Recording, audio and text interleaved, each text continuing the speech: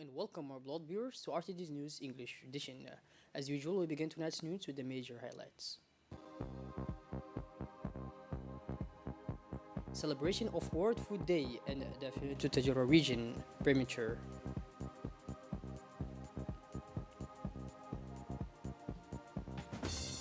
And in the international scene, UN chief welcomes president's ceasefire announcement. Welcome back to our newsroom, our blood viewers. Those were the major top highlights.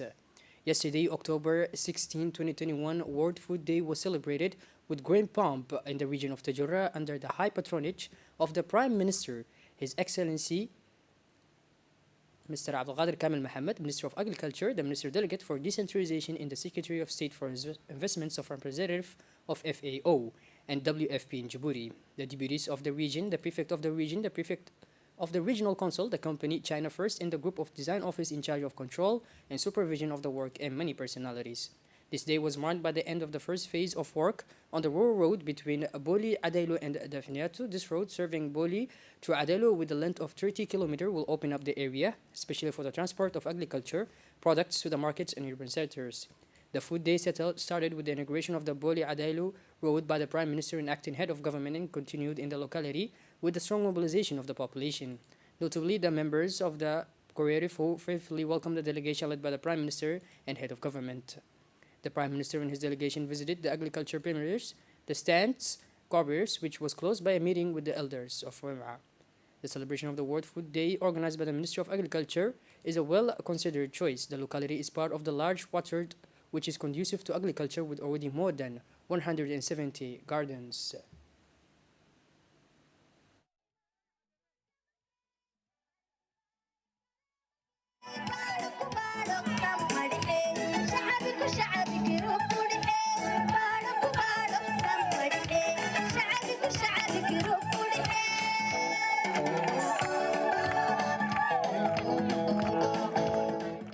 Agro-pastoral gardens are established with a consequent products with a watershed of 2,500 hectares. Several hundreds of farms are possible. During the ceremony, a vibrant tribute was paid by the speakers to the pioneers of agriculture, namely Mr. Ali Muhammad Afkadda and Ismail Humad, now deceased. The Vice President of the Cooperative, Mr. Ibrahim Lubak, thanked the participants in the ceremony and expressed his satisfaction with the organization of this day, which is an encouragement to farmers. He promised that the sector of Wem'a will continue this dynamic to participate in food security.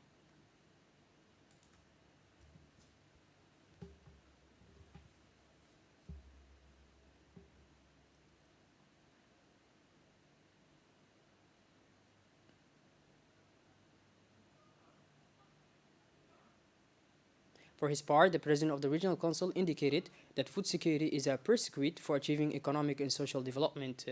He praised the efforts made by the Republic of Djibouti to enhance food security and noted the progress made by the national plan that was launched, in the light of which programs were activated to encourage citizens to farm and provide agricultural supplies and expertise to farmers. The prefect of Tajura, Mr. Hassan Dabali, stressed the need to pay attention to agriculture and work to achieve self-sufficiency in this field. He praised the efforts made by the residents of the village which contributed to the recent advancement of agriculture in the region in terms of diversity of products which encourage farmers to produce more crops. In a speech, the coordinator of the United Nations agencies working in Djibouti noted the occasion of the celebration of the World Food Day, which comes as the world's efforts remain to confront the coronavirus pandemic. The Member of Parliament Djibouti, Madam Umma Muhammad Hamid, shed light on the achievements she made in the district, which is rapidly developing thanks to pastoral agriculture.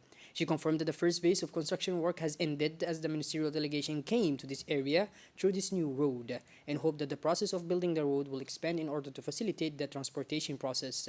For her part, the Secretary of State in charge of investments, Mrs. Safiya Muhammad Ali, praised the government's desire to provide support in development initiatives undertaken by the population of youth, men and women, and to develop the agricultural sector in addition to increasing local agriculture production. For his part, the Minister of Agriculture expressed his great satisfaction with what he saw of various agriculture products in an exhibition held for agriculture products proceeded in this and other regions, noting that this production contributes greatly to the establishment of self-sufficiency and urged farmers to make more efforts to improve national agriculture products and at the same time drew attention to the fact that this year the food celebrates the World Food Day. He stressed the great interest that his ministry attaches to the development of agriculture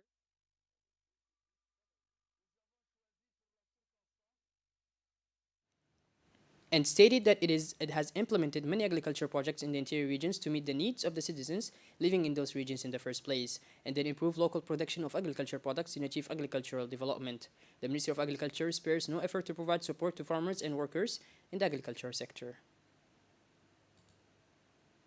Finally, in his speech, the Prime Minister thanked the people for the welcome they gave to the delegation he led.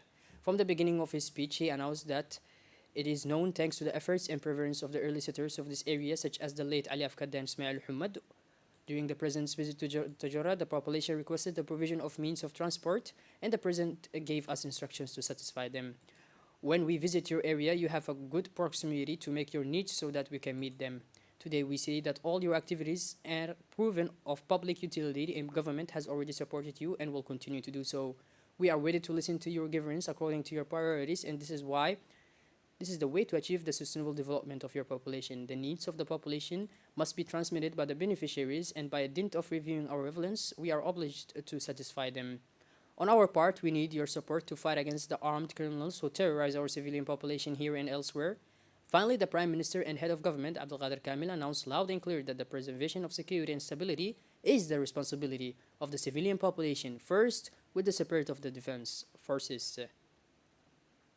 After the official ceremony celebrating the World Day in, the Prime Minister and acting head of government and his delegation visited some model gardens followed by a meeting with the elders. Intense exchanges took place between the officials and the elders, members of the government and the population who transmitted the priority governance.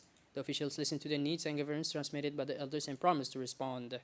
The ceremony was also attended by the main person in charge of rural development, the Minister of Agriculture, Mr. Qasim Harun Ali. In an interview, he underlined that he accompanied the Prime Minister and Head of Government to the celebration of the World Food Day to encourage agro-pastoral exploitation which benefits from a good climatic environment. The Speaker of Parliament, Mr. Muhammad Ali Hamid, received on Tuesday in his office in Parliament the parliamentary delegations participating in work of the 66th session of the Executive Committee and the 43rd Conference of the African Parliamentary Union. In this regard, Mr. Muhammad Ali received successfully the officials delegation from the republics of Burkina Faso and Gabon. According to a statement from Parliament, the talks focus on interparliamentary cooperation, the driving role that bilateral or multilateral parliamentary diplomacy can play on the continental and international arenas, as well as other topics related to the promotion of joint actions by national parliaments and their friendship groups. Part of the discussions was also devoted to the highlighting ways of consolidating the institutional relations with its counterparts around the world, as well as the existing bilateral cooperation relations between our countries and those countries, and strengthening and developing them towards border horizons, especially at the parliamentary level. At the invitation of the Russian leaders and government, the Minister of Energy in charge of natural resources, Mr. Yunus Ali Ghedi, participated in Moscow in the 4th International Forum of the Russian Energy Week at the head of a large delegation of his department, including his chief technical advisor, Mr. Umar Ahmed, Mr. Wahib Ali, and Dabar, respectively, Director of Hydrocarbons of the Ministry and the International Company of Hydrocarbons of Djibouti. This forum, whose theme chosen for the edition of this year, 2021, is Transforming for Development, holds a place of choice in the agenda of international meetings, as it is true that it has indeed acquired the stature of main event in the field of energy efficiency in Russia and abroad. The aim of the forum is to present the potential of the Russian energy complex and to develop international cooperation in the energy sector. In this regard, it represents a platform for discussions of the main challenges faced by the energy sector and the problems of development of the following sectors: the gas sector, the oil sector, petrochemicals, electric power, nuclear energy, hydraulic energy, renewable energy sources, and energy efficiency. During his participation in this forum, the Minister of Energy in charge of National Resources, Mr. Yunus Ali Ghedi, gave a speech in which he reviewed the various programs and activities carried out by the Djiboutian government, represented by his ministerial department, to benefit from renewable energy sources, especially wind and solar energy, as well as heat energy. It should be noted that the forum witnessed the participation of personalities from Russia and foreign countries, heads of international energy companies and organizations, experts representing more than 200 Russian and international companies, and energy specialists. This forum aims to present the potential of the Russian energy complex and develop international cooperation in this vital sector. It also represents a platform for discussing the main challenges facing energy and development problems in the gas and petroleum sectors, in addition to renewable energy sources and energy efficiency.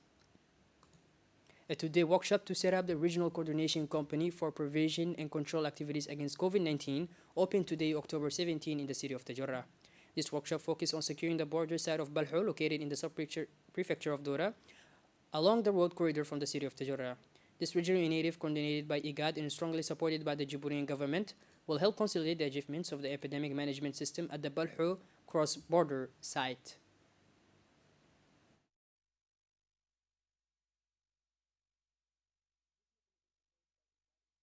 With the Ministry of Health and under the leadership of Minister Dr. Ahmed Roble, is part of the response to the COVID-19 pandemic in the Republic of Djibouti, to which IGAD as a regional organization is contributing with funding from the European Union. The European Union has responded to the call of the heads of the state,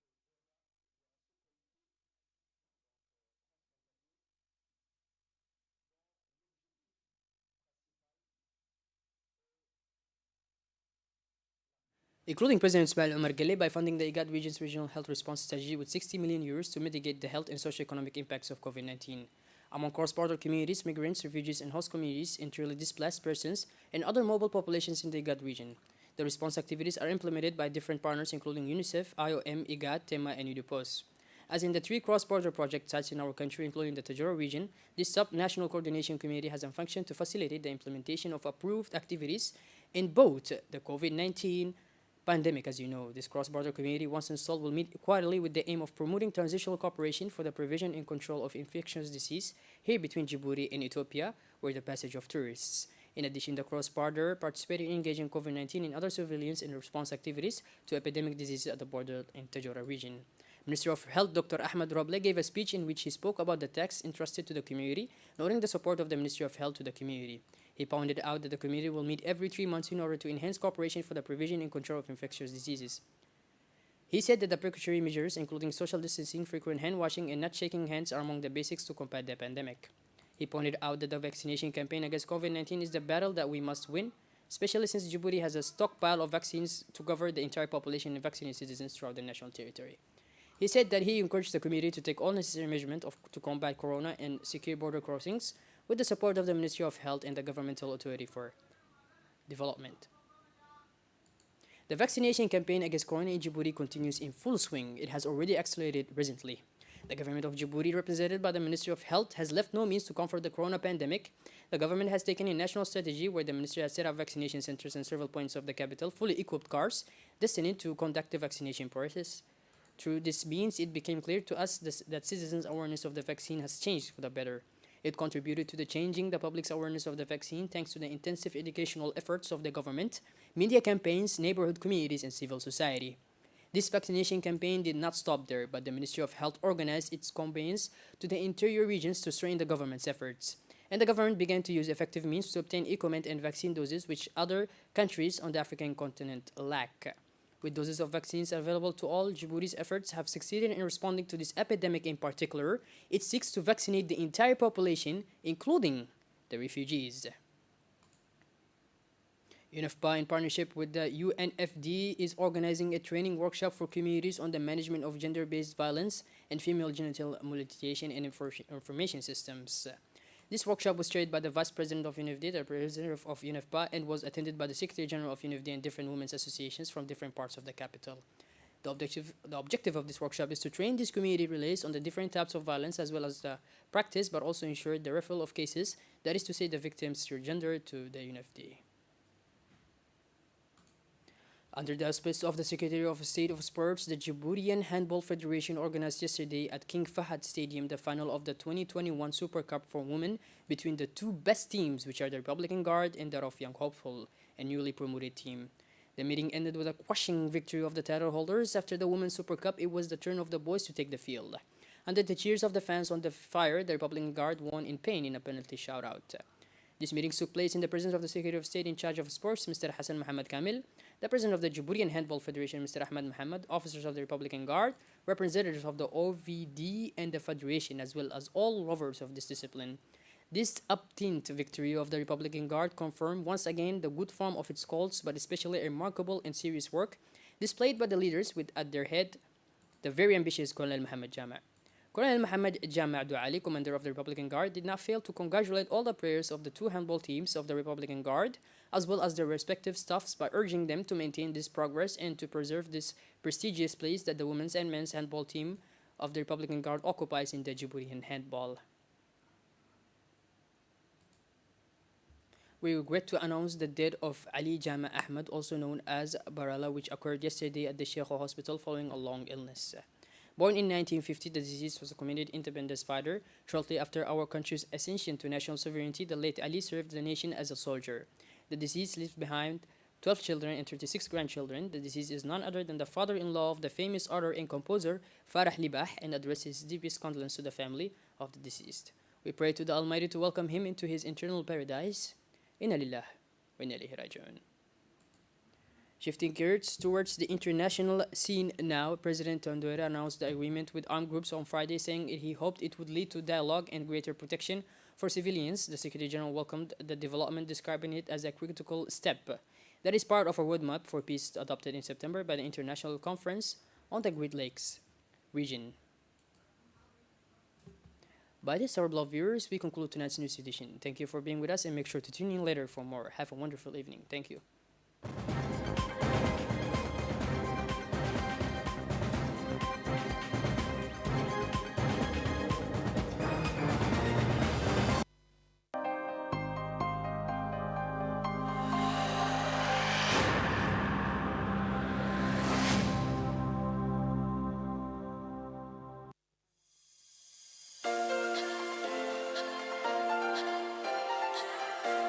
Vous êtes porteur d'un projet ou d'une idée de création. Vous souhaitez vous lancer à votre compte et être votre propre patron. Clé a le plaisir de vous annoncer le lancement d'un appel à candidature pour accéder à sa 3e édition du programme d'incubation. Candidatez maintenant avant la date limite à travers la page Facebook du programme d'incubation Clé.